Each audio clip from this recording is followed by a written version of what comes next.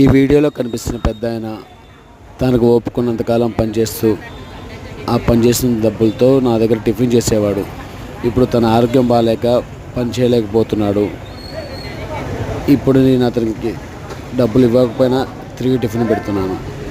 మా తాత చెప్పేవాడు, చెలిమిలో నీళ్లు గుప్పితేనే ఊరుతాయని. అందుకు ఆ సిద్ధాంతం నాకు బాగా నచ్చింది.